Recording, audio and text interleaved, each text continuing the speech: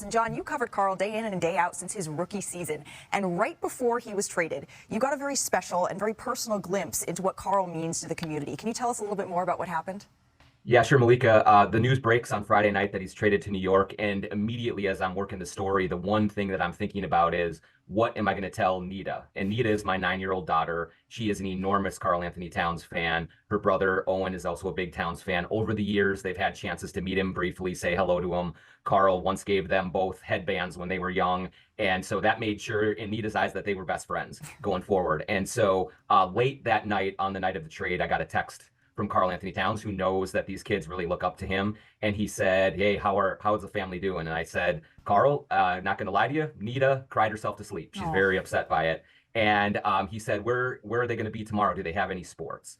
And I just was thinking, well, yes, Nita has a soccer tournament on Saturday, and here's where it is. You can come. And I thought, no way is he going to show up with all of the things that are happening. His life has just been turned upside down. He's got to leave the next day for New York. Lo and behold, he shows up about halftime of the game, watches the game, takes pictures with everyone that asked of him. Wow. After the game, pulls Nita aside, gives her a big hug, gives her some whispers of encouragement, and just spent a little time with two kids who needed to say goodbye to him.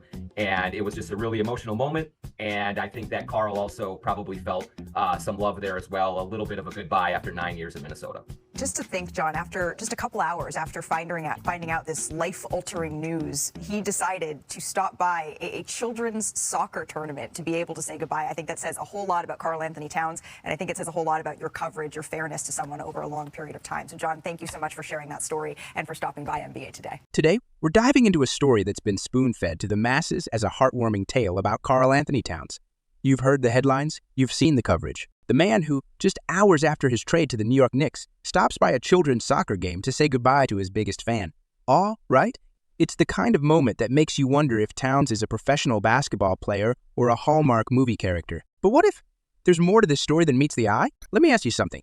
Have you ever wondered why we're only getting the sanitized version of this? The feel-good version that paints Karl as the selfless superstar. Oh sure, he swoops in like a hero, hugging crying children, smiling for pictures.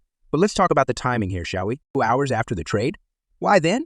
In the middle of what's supposed to be one of the most tumultuous moments of his career, he makes time for a local soccer game. Something doesn't add up. What if I told you that this grand gesture was as much about optics as it was about love?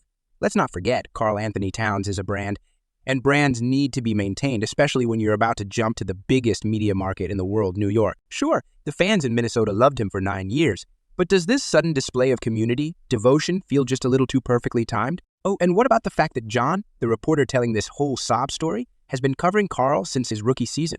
Is it really surprising that the narrative we're being handed is just a tad bit, I don't know, flattering? Come on, people.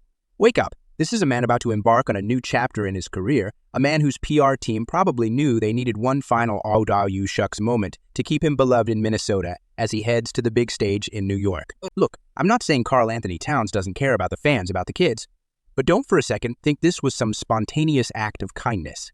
This was calculated. His life wasn't turned upside down, but he still had the presence of mind to text a reporter's daughter about her weekend plans.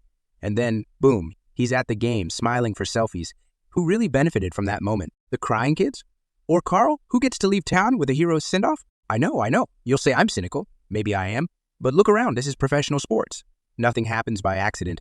So next time you hear a story like this, ask yourself, who's really pulling the strings? Who's really benefiting from these heartwarming moments? Think about it.